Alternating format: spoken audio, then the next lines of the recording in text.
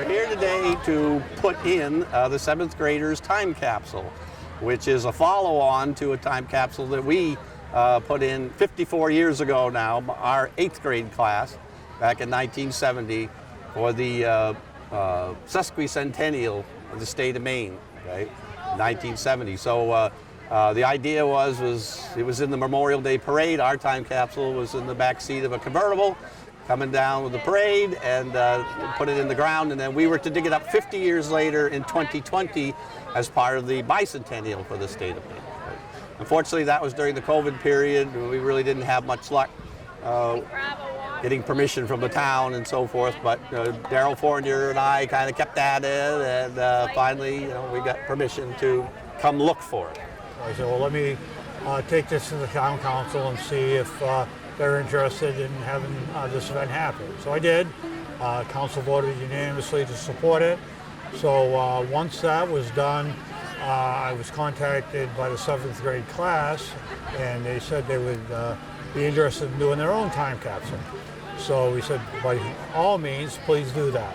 So our idea was we would come look for it because, number one, we wanted to know it was there, but number two, the kids needed a hole, okay, to put theirs in for today. So kind of killed two birds with one stone. We did not have any luck finding it, however, yesterday. The problem was, and we were aware of this, that just before we graduated in 1974, which would have been 50 years ago now, it was vandalized, okay? There was articles in the newspaper that said it had been dug up. So there were pictures in the Portland and the Brunswick paper showing the capsule and the contents, and the marker was off to the sides, and so we knew that there had been a problem with it. Welcome today. As you know, we went to the 7th grade class, and we wanted you to hopefully help us when we dug up our old time capsule. We dug a hole over here on Thursday. We didn't find it, so we're a little disappointed. However, you guys have got a new time capsule today. So what the plan is, we're going to go over, we'll put the time capsule in the ground. One of these gentlemen is going to take a GPS coordinates. I need a couple of students to come up. We're going to measure it with a tape measure, and we're going to have very good information that's going to go in the cloud. So what are you going to do 50 years from now? Go to the cloud and look it up. Awesome. Awesome. So what we really want to do to make this event happen, we want to thank the Freeport Fire Company, Freeport Town Council for allowing us to come here and to dig here at the town park. We also would like to thank the Lioness who came and sponsored all the snacks and water for you guys. So you ought to give them a round of hand for sponsoring that.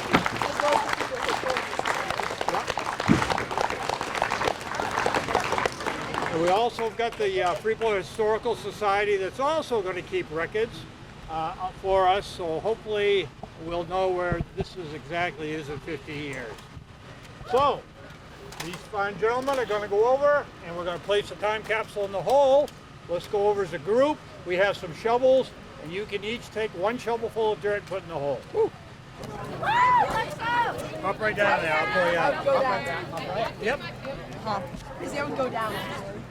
I can hold it. I can get there. There you go. Perfect. I think it's the idea of sending yourself a piece of you forward in time, I think, is the idea. And I mean, these kids, Darrell and I made a presentation to them last Tuesday, and that was really the very beginning of the process for them. And so within 10 days, they really grabbed hold of the idea and got excited about it and have done a lot. And, they're going to do a better job of taking measurements of the position of theirs here in the park, and they're going to do a better job of documenting it. Quite a few of the items were voted on in different classes, and then we had certain things that we wanted to add ourselves. Yes, there's a few mementos from the previous people who buried the last time capsule, and there are a few things that we thought would be really important. Also, we included a 9/11 memorial coin, a patch from the fire department, pictures of some of the species that we thought, with very few amounts of them left, that we thought might be extinct by the time they dug up the time capsule. We also had a geopolitical map in case the borders changed. We put in news articles and magazine pages, and we also put in our class picture, a list of every student in 7th grade at Freeport Middle School, and the daily schedule of the Freeport Middle School student. My schedule, to be exact. It's something that's bigger than you, but also has a lot to do with you and your peers. So it's hard to explain the feeling, but it just feels like important, but close to home at the same time.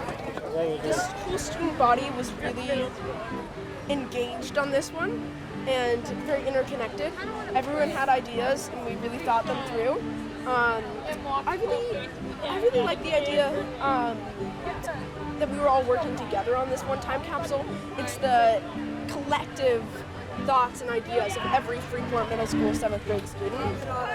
There we go. We were unsuccessful in finding our old time capsule, but they now have a new time capsule that's in its place, and they've taken accurate measurements, GPS coordinates, and hopefully 50 years from now they'll be successful in finding it. I wasn't really involved with the time capsule. I was probably involved in the parade. I was always in the parades as a clown or a bike rider or something like that.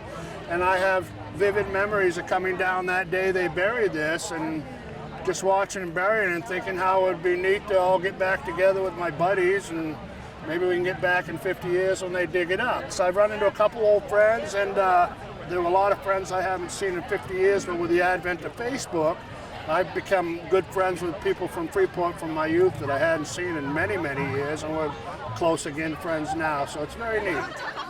For me, this is a community event. We had the Lionesses, we had fire company sponsored the t-shirt, historical societies helping out. We also had the performing arts in town come in and help us with that to support the town council. I think the more community events we have that we can come together, it makes Freeport that special place to be. So that's why we were able to pull it off, and I think it was a huge success.